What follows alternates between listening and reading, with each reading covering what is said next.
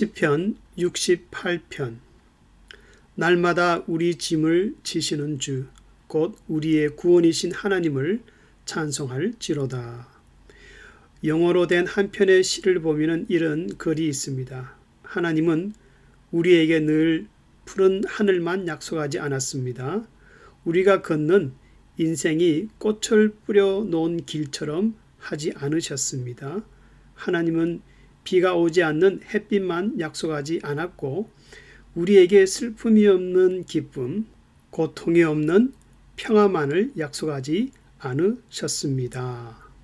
이 신앙의 글은 어떻게 보면 우리 인생이 결코 지루할 수 없는 업 앤 다운 그 생활 속에서 계속 하나님을 바라보아야 한다는 것을 말해주고 있습니다.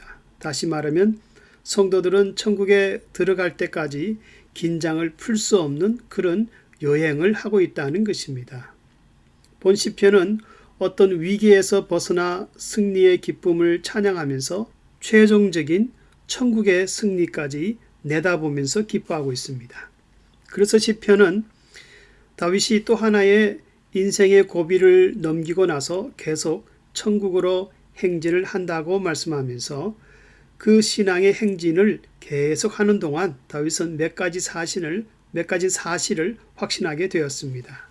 첫째는 하나님이 자신과 함께 한다는 분명한 믿음만 가져도 성도를 괴롭히는 원수들이 사라진다는 것입니다. 마치 빛이 아무런 노력을 하지 않아도 깜깜한 어두움이 저절로 물러가듯이 성도들은 함께 하시는 그 하나님을 통하여 불의의 세력을 물리친다는 것입니다. 그래서 1절과 2절에서는 나와 함께 하시는 하나님이여 원수들을 흩으시며 도망하게 하소서, 몰아내시며 망하게 하소서라고 말씀합니다. 그러므로 우리 성도들은 하나님이 함께 하신다는 분명한 믿음만 가져도 연기가 몰려가고 밀이 녹음같이 어둠의 세력은 힘을 쓰지 못한다고 2절에서 말씀하고 있습니다.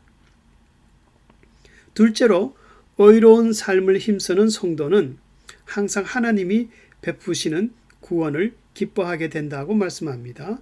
세상과 짝하여 연합하지 않는 이상 성도들은 죄와 싸워야 하고 의로운 길로 행할 때 생활에 고난이 생깁니다. 그래서 성도들은 세상의 사고방식을 따르지 않으므로 고아 같이 과부같이 고독한 자와 갇힌 자들과 같은 그런 생활을 할 때가 있다고 말씀합니다.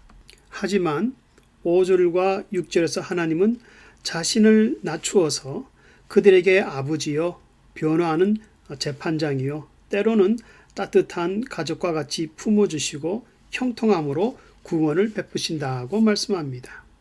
여기서 하나님이 자신을 낮추었다는 말씀. 그래서 탈무드는 그의 이름은 여호와시니라는 그 4절의 말씀에서 여호와는 세상을 창조하신 크신 하나님인데 자신의 이름 야훼 그 이름 안에 보면은 히브리 알파벳 중에서 제일 작은 것이 요드인데 그 요드를 사용해서 야훼라고 자신의 이름을 부르게 하셨는데 이것은 하나님이 자신의 이름을 세상에 겸손히 나타내시는 것이라고 재미있게 해석을 하였습니다. 그러므로 세상에서 성도들이 믿음이 떨어져 신앙의 의로운 행위를 멈추지 않는 이상 자신을 낮추어 도우시는 하나님 앞에서 항상 은혜와 긍휼을 누린다는 것입니다. 셋째로 7절에서 10절을 보면은 하나님이 이스라엘로 하여금 큰 능력 가운데 출애굽하여 광야를 지나 가나안 땅을 정복하게 하신 것이 옛날의 일이지만은 그러나 하나님은 그와 같은 역사를 지금도 기도하는 성도들에게 행하신다고 말씀합니다.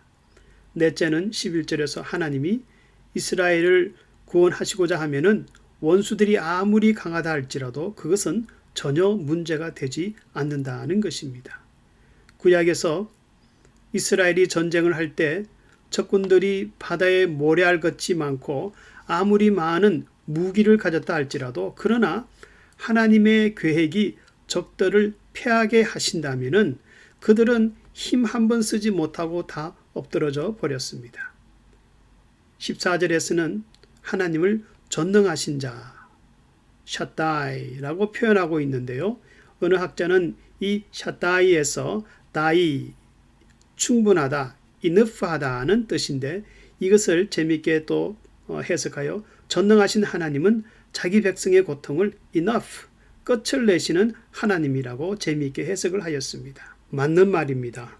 세상에서 하나님의 행하시는 섭리를 보면은 one way, 일방적입니다. 차를 운전할 때 일반 그 통행길 one way로 가면은 반대편에서 오는 차가 없듯이 이처럼 하나님이 성도들을 도와 구원하시고자 하면은 아무도 가로막을 자가 없다는 것입니다. 그래서 16절에서 악한 세력이 하나님이 거하시는 산, 다시 말하면 하나님의 사랑을 받는 성도를 업심여기고 시기하여도 그러나 하나님은 날마다 생기는 성도들의 괴로운 짐을 담당하고 은혜를 입혀주심으로 17절에서 27절에서는 구구절절이 그 도우심으로 성도들은 승리를 한다고 말씀하고 있습니다. 이처럼 성도들이 천국 갈 때까지 하나님이 이렇게 전적으로 도우신다는 것은 우리가 호흡할 때 숨결과 같은 하나님의 은총입니다.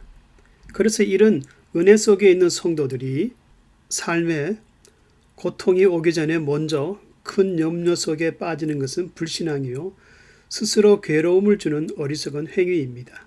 우리 성도들은 염려 속에 빠지기 전에 내가 너를 도우리라 하는 하나님의 신실하신 그 약속을 분명한 믿음으로 붙잡아야 할 것입니다.